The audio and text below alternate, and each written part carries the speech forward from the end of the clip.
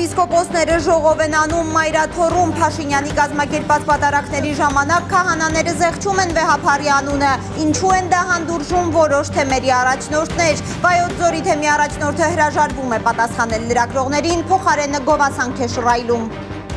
Շատ լավն եք ժուրնալիստներ, հրաշալի է ձեր մտածելաձևը, սուր միտքը, տրամաբանությունը հոյակապ է։ Ինչն է ստիպում հոգևորականներին կանգնել եկեղեցու դեմ արշավող իշխանությունների կողքին, կոմպրոմատների ու փողի մասին է ակնարկում Տեր Վրդանես քահանա Բաղալյանը։ Չգիտեմ ինչքան հավաստի է, անկեղծորեն ասեմ գումարի պահը, բայց կոմպրոմատների պահը հստակ է։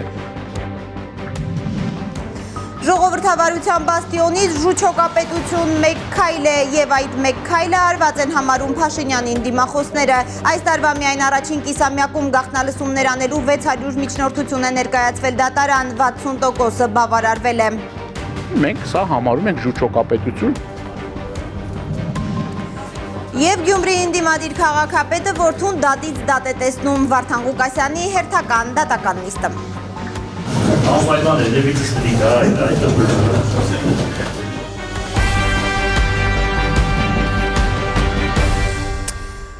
Բարի երեկո սիրելի հայրենակիցներ, դուք դիտում եք Հայլուրի նոյեմբերի 25-ի հիմնական թողարկումը եւ այսպես Մայրաթոռ Սուրբ Էջմիածնում 2 ժամ ու կեսը շարունակվում է եպիսկոպոսատ ժողովը, որին ըստ Հայլուրի տեղեկությունների մասնակցում են բոլոր 20 եպիսկոպոսները։ Օրակարգում են Արշակ Սրբազանին վերագրվող սկանդալային տեսակրություններն ու Նիկոլ Փաշինյանի մասնակցությամբ կազմակերպող պատարակների ժամանակ թույլ տրվող խախտումները։ Արդեն 5 պատարակի է մասնակցել Նիկոլ Փաշինյանը եւ 5 անգամ նրա ներկայությամբ խմբագրվել է Սուրբ պատարակը, այդ թվում թեմերի առաջնորդների աչքի առաջ։ Նրանցից մեկի հետ են զրուցել տեղում աշխատող լրագրողները Լանա Համբարձումյանին միանանք։ Բարի երեկո Լանա, ինչ նորություն կպատմես։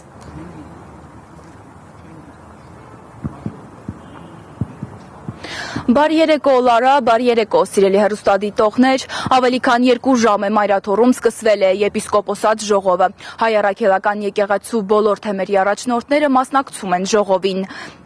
Հոգևոր դասը քննարկելու է մի շարք հարցեր, մեր աղբյուրները հայտնում են, որ քննվելու է նաև Մասյացոտ ընթեմի առաջնորդ Գևորգ եպիսկոպոս Սարոյանի եւ Վայոց ձորի թեմի առաջնորդ Աբրահամ արքեպիսկոպոս Մկրտչյանի վարքը։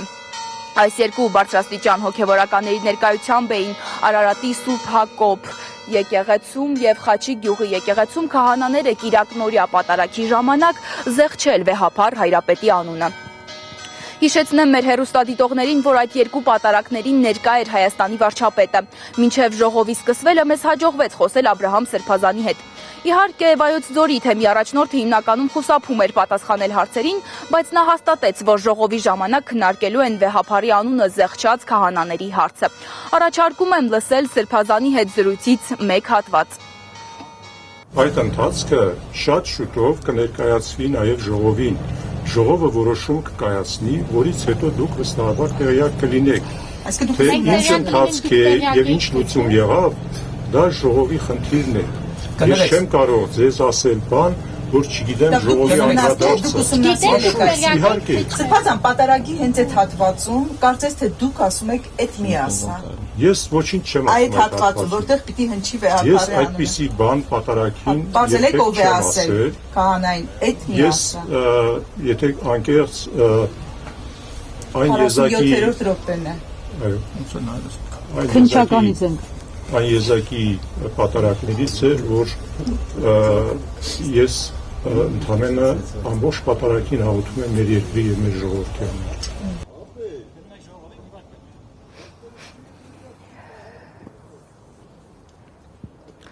Լարա, նշեմ, որ հայ առաքելական եկեղեցում հազարամյա կանոնադրության համաձայն պատարակների ժամանակ հիշատակվում է Վեհափար Հայրապետի անունը։ Եթե քահանան կամ պատարակիչը չի հիշում Վեհափար Հայրապետի անունը, ապա դա նշանակում է, որ նա չի ընդունում Վեհափարի իշխանությունը կամ նրա հայրապետությունը։ Աբրահամ Սրբազանը խուսափեց պատասխանել հարցին, թե արդյոք Սրբազանը կիսում է Հայաստանի իշխանության այն դիրքորոշումը, որ ինչպես ասում է Նիկոլ Փաշինյանը, կտրիչ Ներսիսյանը պետք է լքի վեհարանը։ Հակառակ դեպքում ինչու է Փաշինյանին ընդունել իր թեմի Սուրբ Աստվածածին եկեղեցում։ Հարցին, թե ինքը կընդունի եպիսկոպոսատ ժողովի իրեն կարգալույծ անելու որոշումը, քանի որ նրա ներկայությամբ է վեհափարի անունը զեղչվել պատարագի ժամանակ, Սրբազանը դրական է պատասխանել։ Լսենք նրան։ Եթե ժողով որոշի կարգալույծ անել այն բարձրաստիճան հոգևորականներին, որոնց ներկայությամբ զեղչվել է վեհափարի անունը, ձեզ եւ Գևորգ եպիսկոպոսին, դուք ինչ կանեք այդ դեպքում։ Ժողովի որոշումը, երբ որ կքննարկվի, քվեարկվի, ընդունելի է բոլորի համար։ Սրբազան հայր, իսկ դուք նախապես որևէ ժողովական որոշում, երբ որ ներկա է եպիսկոպոսների մեծամասնությունը, որոշում է կայացնում եւ դա ընդունելի է բոլորի։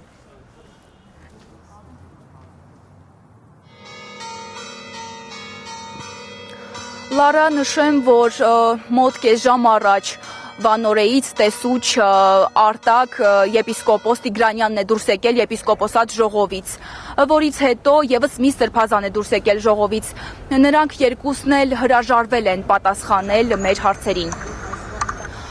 Մեզ հասած տեղեկության համաձայն այսօր եպիսկոպոսատ ժողովում քննարկվելու է Արշակ արքեպիսկոպոս Սրբազանի ծառայությունը կասեցնելու հարցը։ Առնվազն 7 Սրբազան նամակով դիմել են վեհափարին։ Մայրաթորի դիվանապետ Արշակ Խաչատրյանի պաշտոնավարումը եւ ծառայությունը եկեղեցում կասեցնելու համար։ Սրբազանները ըստ էության վերջին ամիսներին Արշակ Սրբազանին վերագրվող սկանդալային տեսանյութերի եւ նրա դեմ հարուցված քրեական գործերի համար են նման որոշման եկել։ Հայկազուն Սրբազանը, ով եւս ստորագրել էր այդ նամակի տակ, այսօր հապշտապ վեհարան մտավ, երբ փորձեցինք պարզել, թե արդյոք Արշակ Սրբազանի հարցը ժողովի օրակարգում է։ Լարա, սիրելի հեռուստադիտողներ, հիշեցնեմ, որ ժողովը դեռ շարունակվում է։ Ես եւ իմ օպերատոր Նորայ Շարբաթյանը շարունակում ենք աշխատել Մայրաթորի բակում։ Նորություն լինելու դեպքում մենք ձեզ կհայտնենք։ Լարա։ Շնորհակալություն Լանա, սիրելի հայրենակիցներ, Մայրաթոր Սուրբ Էջմիածնի տարածքից մեզ էր միացել իմ գործընկեր Լանա Համբարձումյանը։ Նիկոլ Փաշինյանի հակաեկեղեցական արշավին միանում են հիմնականում եկեղեցում քիչ ծառայած, սոցիալական խնդիրներ կամ անձնական նկշտումներ ունեցող քահանաները, իսկ բարձրաստիճան հոգևորականներից միայն նրանք են համաձայնում վեհափարին դեմ դուրս գալ, ում դեմ որոշակի կոմպրոմատներ ունի իշխանությունը։ 5-րդ ալիքի հարցազրույցի տաղավարում այսպիսի հայտարարություններ է արել տեր Վրդանես քահանա Բաղալյանը։ Նա պնդում է, որ թեև կոմպրոմատները չհրապարակելու պայմանով են որոշ սրբազաններ ընդվզում կաթողիկոսի դեմ, նրանք չեն հաշվարկել, որ այդ կոմպրոմատները միևնույնն է հրապարակվելու են։ Վրդանես Բաղալյանը նաև մի սկանդալային հայտարարություն է արել, ասել է անձամբ է լսել, թե ինչպես են մի խումբ մարդիկ քննարկում, թե հոգևորականներից որը ինչքան գումար է վերցնում Նիկոլ Փաշինյանի հակաեկեղեցական արշավին միանալու համար։ Մայրաթորը ստացել է 7 հոգևորականի ստորագրությամբ նամակը ուղղված վեհափար Հայրապետին Արշակ Սրբազանի պաշտոնավարումը ժամանակավորապես կասեցնելու վերաբերյալ։ Տեղեկությունը 100-ի զրույցում հայտնել է եկեղեցուն մոտ կանգնած մեր աղբյուրը։ Նրա խոսքով այդ նամակը այսօրվա եպիսկոպոսատ ժողովի օրակարգում է։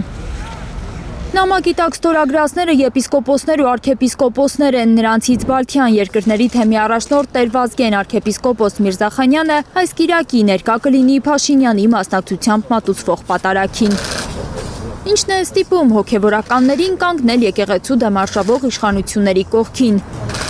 Բյուրականի Սուրբ Հովանես եկեղեցու հոգևոր հովիվ Տեր Վրդանես քահանա Բաղալյանի համոզմամբ կոմպրոմատներն ու շանտաժն են հոգևորականներին դրդում այդ քայլին։ Այն չնչին մասը, որ իրենց միացել են, չնչին մասի մեծագույն մասն էլ կարող են իրենց միանալ ընդամենը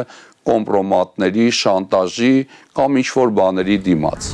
Տեր Վրդանեսը լսել է մի խոսակցություն, որ որոշ հոգևորականներ նաև փողի դիմաց են կանգնում պաշտոնյաների կողքին։ Ուրիշի կամքն է կատարում։ Տեր Ահարոնը նույնպես 100-ի հետ զրույցում պնդել էր, որ պատարագների ժամանակ վեհափարի անունը չտալու համար հոգևորականներին փող են տալիս։ Հետևաբար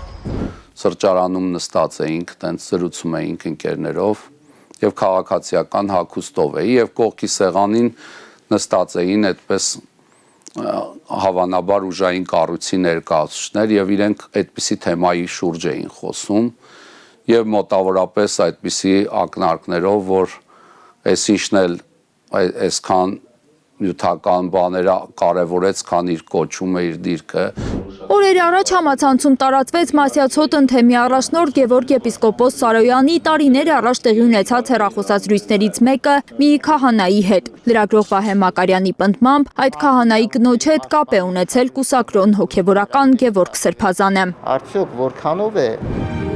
Այսպիսի մի ձայնագրությամբ իշխանությունը կարող է շանտաժի ենթարկել հոգևորականին ու ստիպել պատարակ մատուցել Հայաստանի վարչապետի մասնակցությամբ։ Ինչպես անցած կիրակի տեղի ունեցավ Արարատի Սուրբ Հակոբ եկեղեցում։ Տեր Երվանդ քահանա Բաբայանի մատուցած պատարակին ներկա էր նաև Մասյացոտ ընթեմի առաջնորդ Գևորգ Սրբազանը, որ սեղմել էր Փաշինյանի ձեռքը, այտը այտին հպել։ Կարծում եմ իր ներկայությունը դեռևս ամբողջական այսպես միանալու մասին չի խոսքը, հավանաբար նաև իրեն ինչ-որ բաներով խաբել են։ Իշխանական ծուղակում հայտնվում են այն հոգևորականները, որոնք կամ փորձ են կամ խոցելի իրենց բարոյական նկարագրով, Տեր Վրթանեսի կարծիքով։ Որոշ իշխանության ներկայացուցիչներ սուտ տեղեկություններով, իբրև թե իրենք այդպիսի տեղեկություններ են տերապետում, որ օրինակ Սրբազան քո դեմ այս նյութը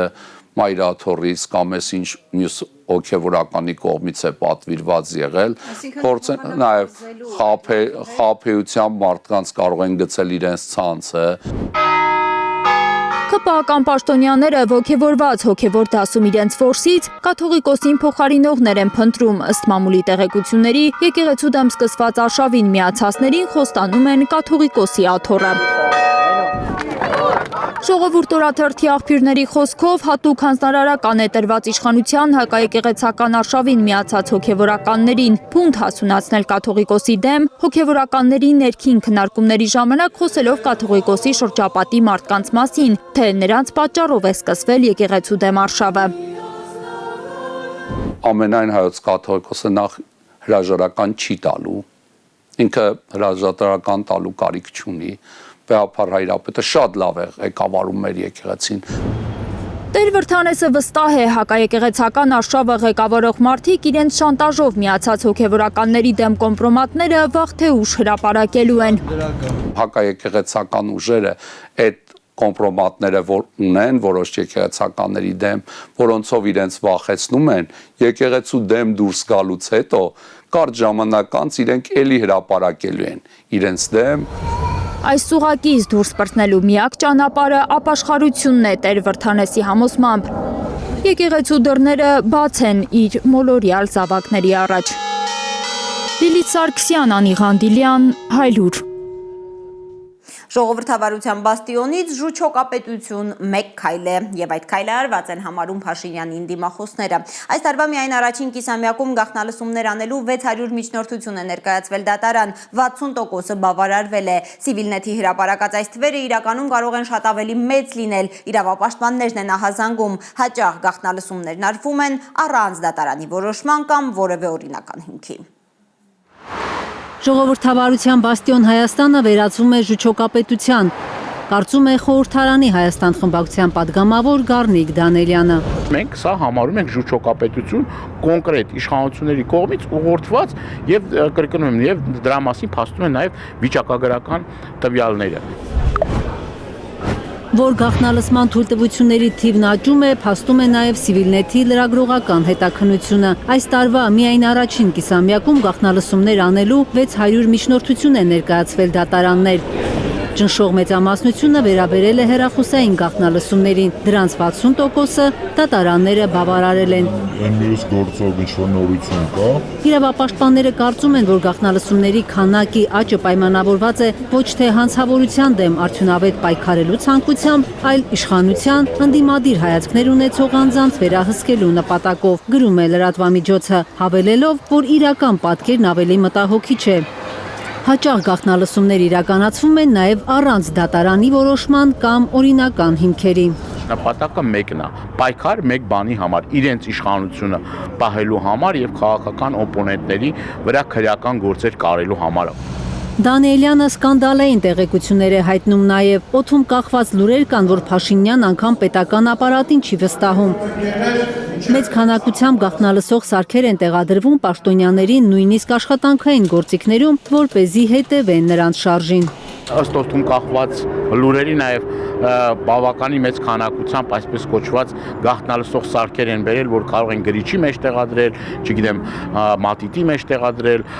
ինչ որ տեղեր պետական հաստատություններում,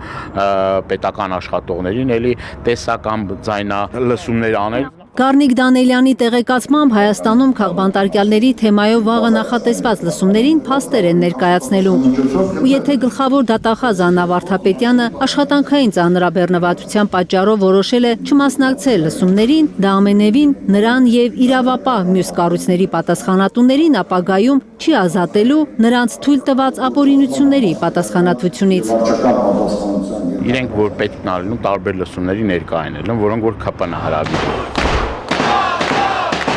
Քաղբանտարկյալների հարցով վաղվա խորհրդարանական լսումներին ընդդիմադիր ուժերը հրավիրել են նաև Հայաստանում հավատարմագրված դեսպանատների ու միջազգային կազմակերպությունների ներկայացուցիչներին։ Կարնե Մանգասարյան, Առաքել Օհանյան, Նորա Շարբաթյան եւ Գագիկ Տեր-Ղազարյան, Հայլուր։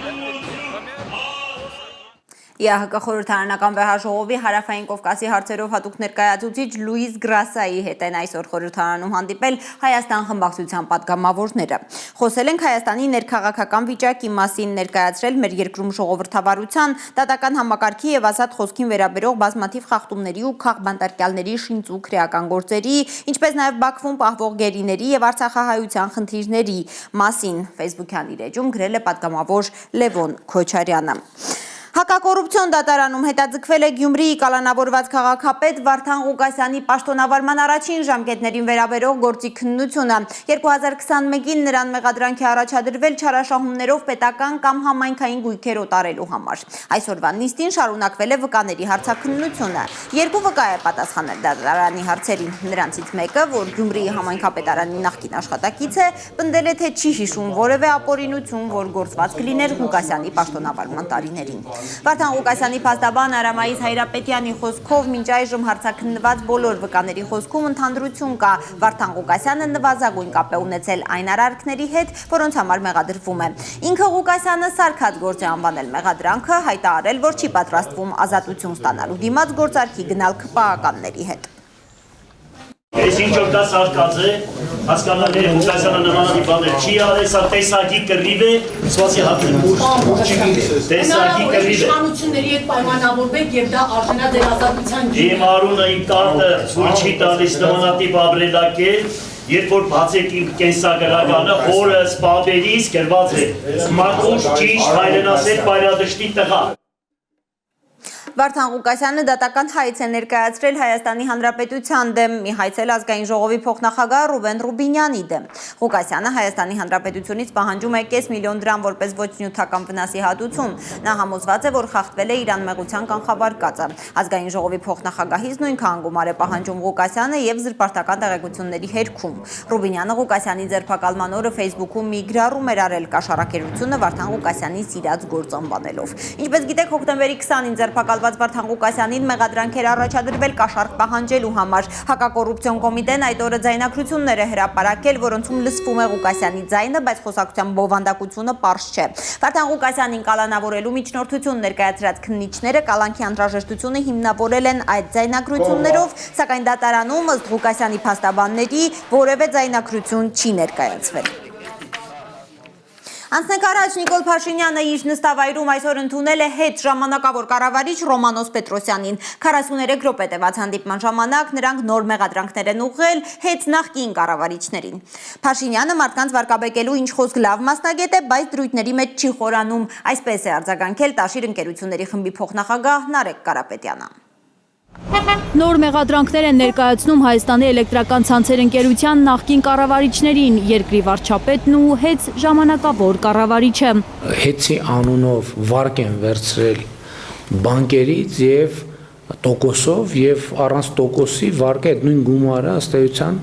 տվել են որևէ կարգավիճակով կամ կոնկրետ անձանց կամ կոնկրետ ընկերությունների, ասենց երևույթ էլ նկատվել է, հա։ 43 րոպե տևած քննարկման ընթացքում Ռոմանոս Պետրոսյանը չհաստատված խախտումների մասին է զեկուցել, դրանց առնչվող 10-ից ավելի քրեական վարույթ կա նախաձեռնված։ Փաշինյանն էլ ուղիղ եթերում, ինչպես միշտ առանց դատու դատաստան իրավական գնահատական է տվել, ՔՊԱ-կան կառավարչի ներկայացրած թվերն ավելի ճոխացնելով։ Հիմա տեսեք, դուք ասում եք 1, 2, 3, 4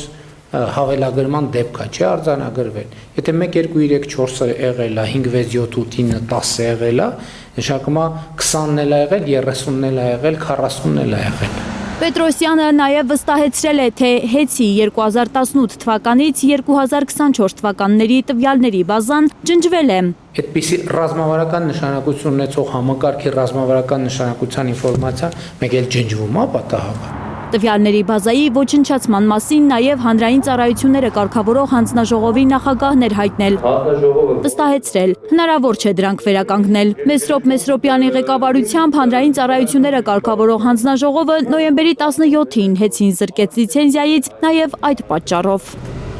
Որ տվյալների բազան չի ջնջվել, պարզել է փաստերի ստուգման հարթակը։ Այսօր FIPM-ի լրագրողը հեծից խնդրել է իրեն տրամադրել 2019-ից 2025 թվականի նոյեմբերի իր բնակարանի օգտագործած էլեկտրաէներգիայի տվյալները։ Քիչ անց ստացել է քաղվածքը, ըստ էության ջրի երես հանելով հեծի նախկին կառավարիչներին ուղղված այդ մեղադրանքը։ Փաշինյանը մարդկանց վարկաբեկելու ինչ խոսք, լավ մասնագետ է, բայց դրույթների մեջ չի խորանում, եւ սա նրա թույլ կողմն է, ինչպես այստեղ, այնպես էլ ամենտեղ։ Տաշիր ընկերությունների խմբի փոխնախագահ Նարեկ Կարապետյանը համոզված է, իրենց մասին իշխանության հյուսած կեղծիքները հերթով բացահայտվելու են։ Հեծը Փաշինյանին պետք է ՔՊ-ն ֆինանսավորելու համար, համոզված է Կարապետյանը։ Հեծը այս մարդկանց պետք է, որպեսզի դառնա քաջանի պղնձամոլիբդենայինի պես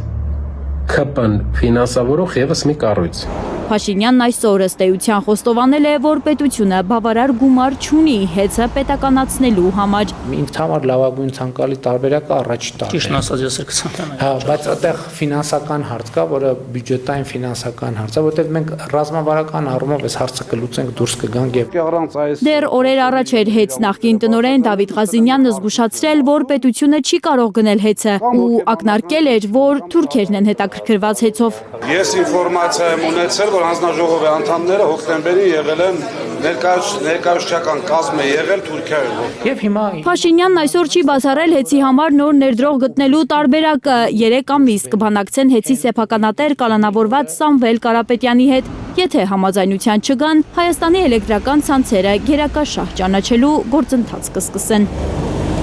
Աննա Գյուլնազարյան, Արմեն Ապրեսյան, Հայլուրի համար։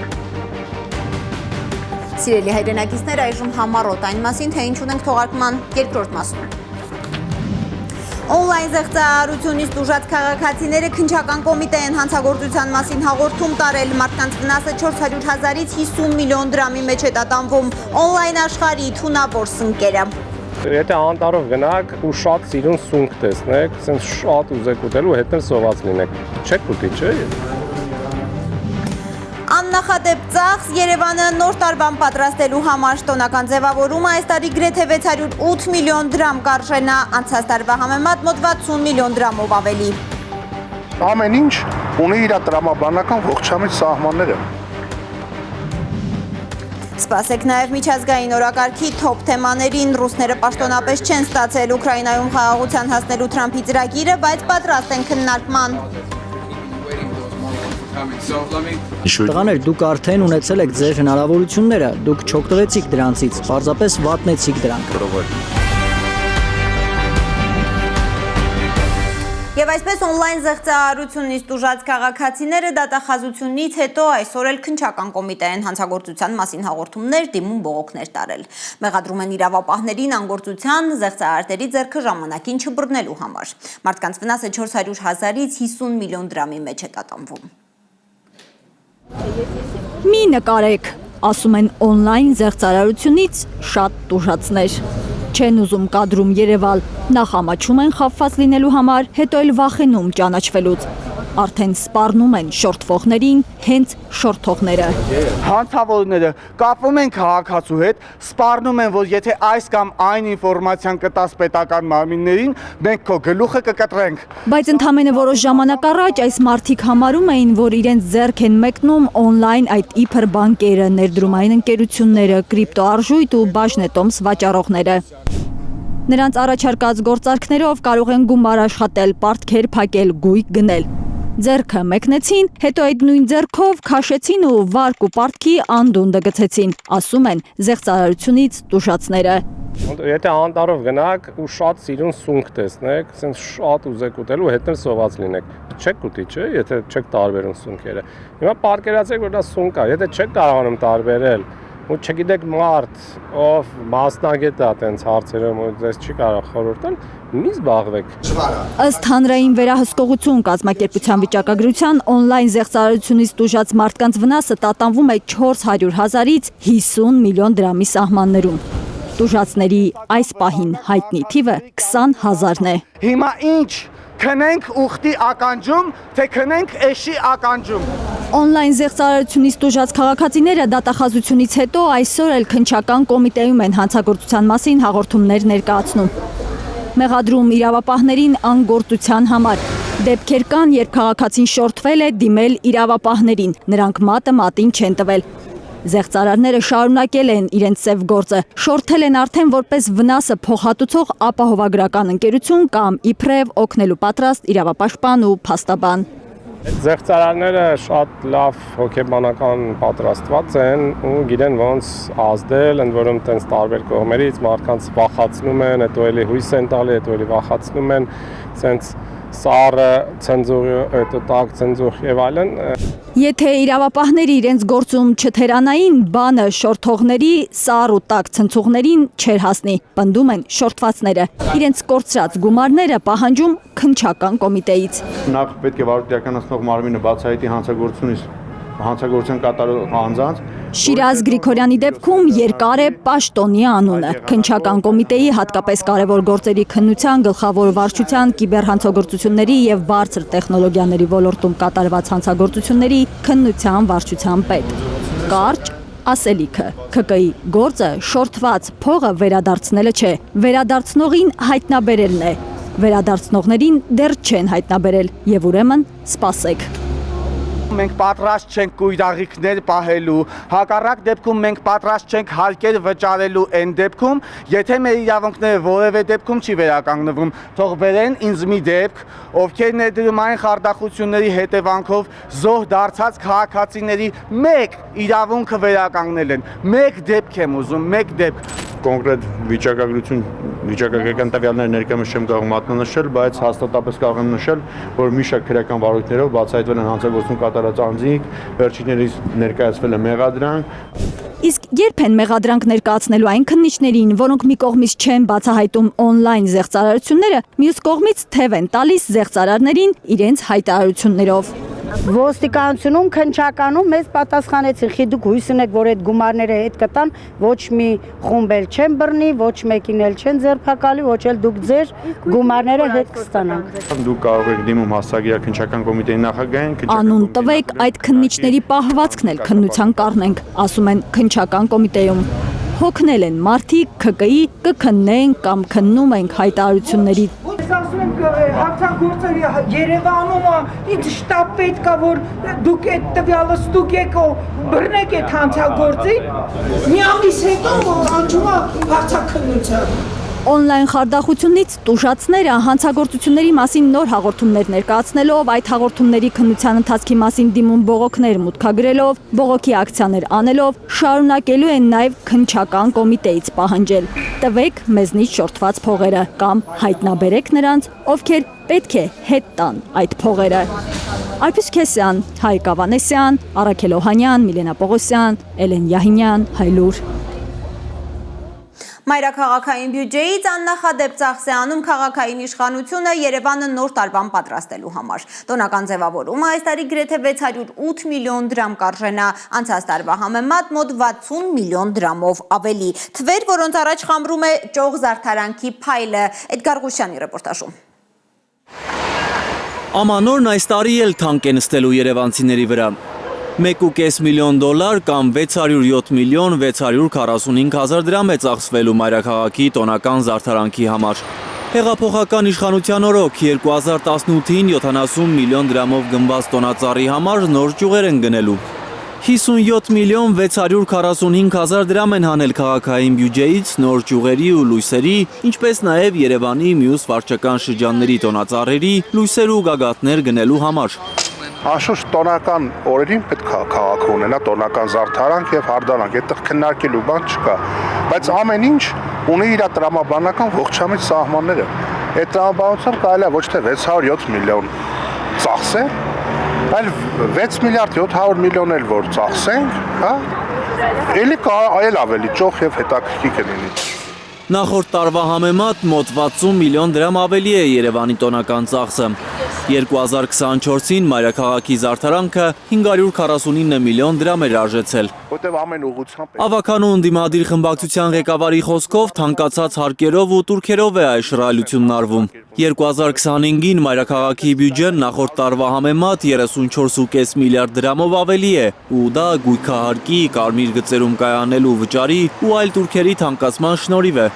Այդ փողը որ ծախսվում է, պիտի արդյունքը շոշափելի լինի։ Պիտի երևի այդ փողը ուր գնաց։ Իսկ այս պարագայում փող լինի, միշտ էլ կարելի է քեֆ ուրախություններ, լույսեր, համերգներ, ծափուցիծաղներ, պահի տակ ժամանց ուրախություն գնում են տուն, անցնում է հաջորդ օրը քաղաքը կանգնած է նույն կռախի առաջ։ Լուսավոր տոնը մի մութ կողմ ունի, որը դեռ անցած տարվանից մնացել է։ 2024-ին քաղաքը զարդարելու մրցույթներից մեկը մոտ 50 միլիոն դրամանոց չի կայացել, սակայն այդ փողից 18 միլիոն այնուամենայնիվ ծախսվել է։ Ուր է մնացած 32 միլիոն դրամը, հարցնում է Սուքիասյանը։ Ծայրահեղ դեպքում այդ չկայացած լոտի 32 միլիոնը կարելի էր այս տարի ավելացնել։ Ըստ Մանուկ Սուքիասյանի կարելի է ավելի քիչ փողով նույն ճոխությունը ապահովել Ամանորին Երևանում։ Ձևավորում ՓԲ կա քաղաքապետարանին կից, մրցույթ հայտարարելու փոխարեն կարող են իրենք անել։ Մի հատ ամանորյա տոնական միջոցառում չեք կարող ինքներդ կազմակերպել։ Նստած փողը տալիս եք սրան նրան, որ նրանք անեն բան անեն, այդտեղ պատահական փողոցով անցնող ում էլ մեկին բերես դստացնես այս աթոռին, ասես գիտես տոնածառի հետ կապված ամանորյա միջոցառումների հետ կապված ինչ են կանում, կասի տեսեք տեղով անում, փողը տանք թող անի։ Դեկտեմբերի 14-ին կվարվեն Հանրապետության գլխավոր տոնածառի լույսերը։ 607 միլիոն 645 հազար դրամից միայն 345 միլիոնը այդ օրվա արարողության համար է։ Էդգար Ղուշյան, Աշոտ Մնոյան և Հարություն Մաթևոսյան, Հայլուր։ Գեղարքունիքի ճամբարակ թթուջուր հատվածում այսօր էկոպարիկային ծառայության աշխատակիցների բնակիչների օգնությամբ փորձեր են մարել դեռ 4 օր առաջ բռնկված հրդեհը։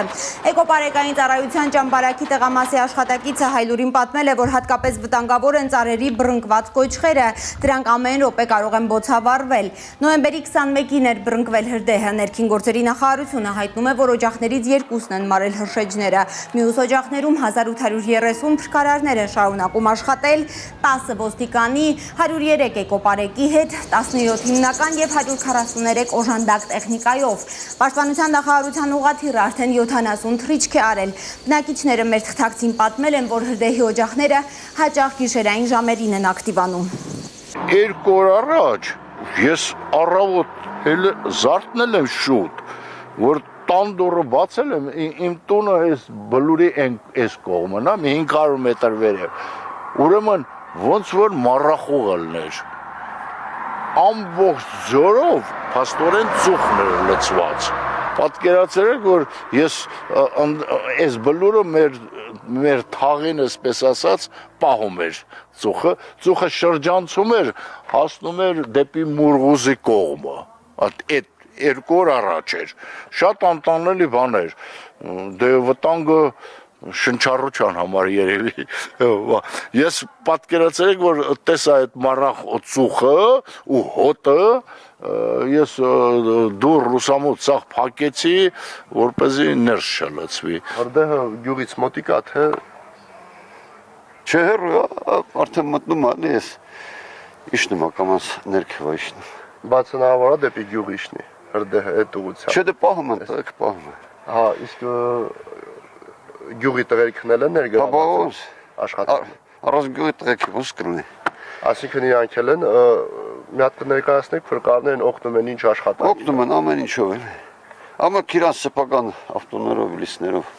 բարձրանում են օգնում։ 4 օր արդեն երևի։ Առավոտից 24 ժամ։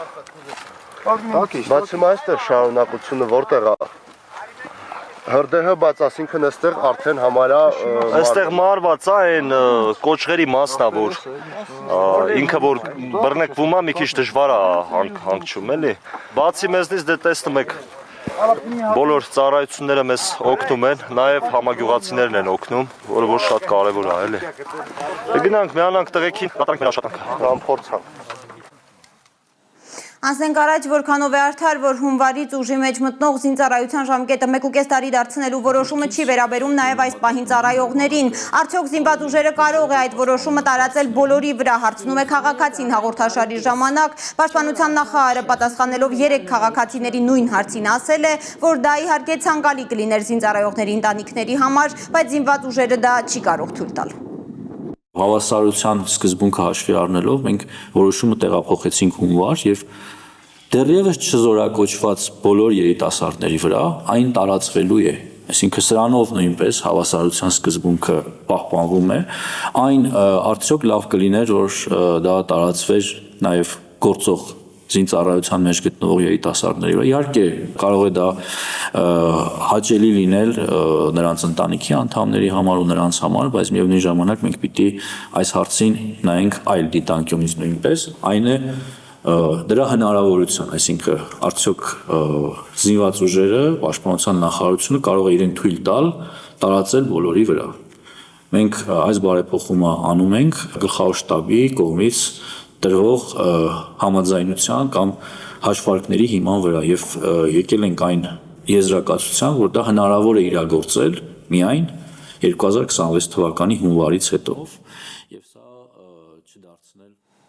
Հայաստանը սառեցրել է հնդկական Տեխաս մակնիշի գործանդիչների ձեռքբերման գործարքը, Ջերուսալեմ Փոստն է հայտնել տեղեկությունը։ Ըստ պարբերականի Հայաստանը այդ քայլին է գնացել Դուբայի ավիավթարից հետո, դրա կադրերը ձեր էկրաններին են։ Շաբաթ էր Դուբայի ավիաշոուի ընթացքում հնդկական գործանդիչը վթարվել, օդաչուն մահացել։ Ջերուսալեմ Փոստը ավելի վաղ գրել էր, թե Հայաստանը 1.2 միլիարդ դոլարով 12 ինքնաթիռ գնելու բանակցություններ է վարում Հնդկաստանի կառավարության եւ ՀԱԼ ինքնաթիռաշինական ընկերության հետ։ Պաշտպանության նախարար Սուրեն Պապիկյանը հերքել էր գործանիչներ գնելու լուրը։ Կոռուպցիոն սկանդալ է պայթել Եվրոպայում, որ կապ ունի Ուկրաինային ֆինանսական աջակցություն տրամադրելու հետ։ Հունգարիայի ազգային ժողովի մի պատգամավոր վստահ է, որ Կիև ուղարկված փողի 10-ից 15%-ը յուրացրել է պատերազմական մաֆիան։ Նա կոչ է արել Եվրամիությանը հետաքննություն սկսել եւ աուդիտ անցկացնել։ Ինչ իրավիճակ է ռուս-ուկրաինական ճակատում, կպատմի Մարիամ Մամիրճանյանը։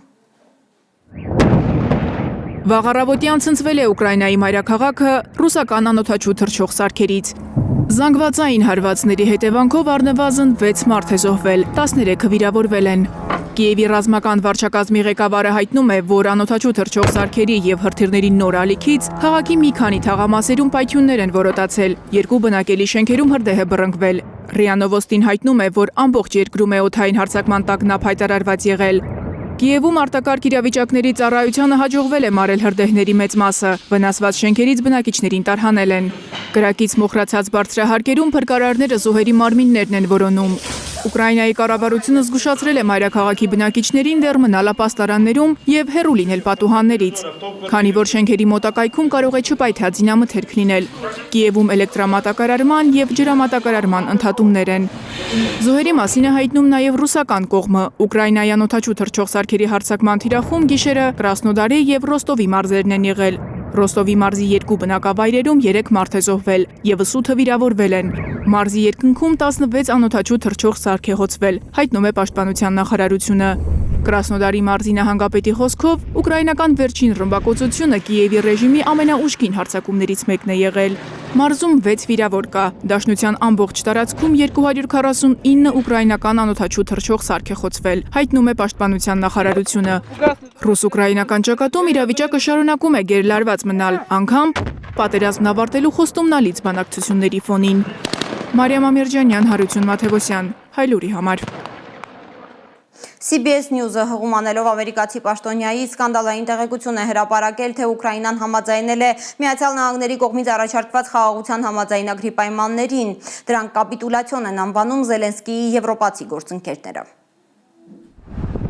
Մոսկվան հույս ունի, որ Վաշինգտոնն իրեն կտրամադրի Ուկրաինայի խաղաղության այն ծրագիրը, որ արդեն համաձայնեցված է եվրոպացիների ու Կիևի հետ։ Սերգեյ Վիկտորովիչ Լավրով Ռուսաստանի արտգործնախարարն իր Բելարուս գործընկերոջ հետ հանդիպմանը հայտարարել է, որ ոչ պաշտոնական խողովակներով է Թրամփի պլանը հասել Մոսկվա։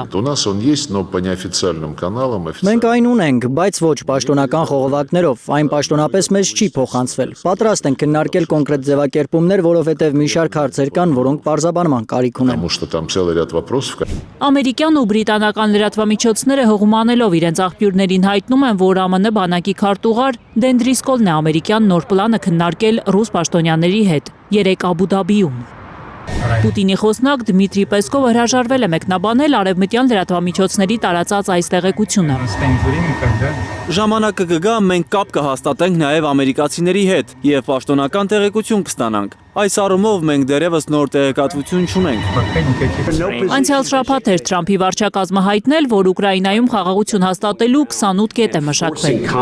Ըստ այդ ծրագրի Դոնբասն ու Ղրիմը ճանաչվում են ռուսական տարածքներ։ Զապորոժիայի եւ Խերսոնի մարզերում շփման գիծը սառեցվում է։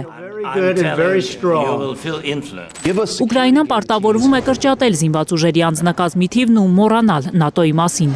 Բայց ուկրաինական պատվիրակության հետ հանդիպումից հետո Վաշինգտոնը հայտնեց, որ ծրագիրը որոշ փոփոխությունների է ենթարկվել։ Այն, որ ամերիկյան ծրագիրը լուրջ բարելավման կարիք ունի, հայտարարել է նաև Ֆրանսիայի նախագահը։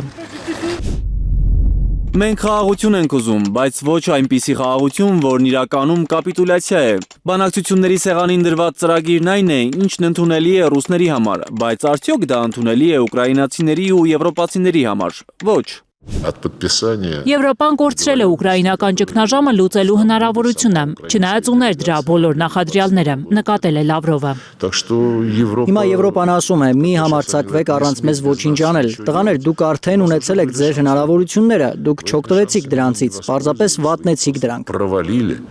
Եվրոպացիներից հույսն ըստ էության կորցրել է նաև Զելենսկին, հայտնի է, որ նա շտապում է Վաշինգտոն քննարկելու խաղաղության ամերիկյան ծրագրի կետերը։ Գայանե Մովսիսյան, Մարիամ Ամիրջանյան, Հայլուր։ Դուք դիտում եք Հայլուրը, շնորհակալություն ուշադրության համար, կհանդիպենք։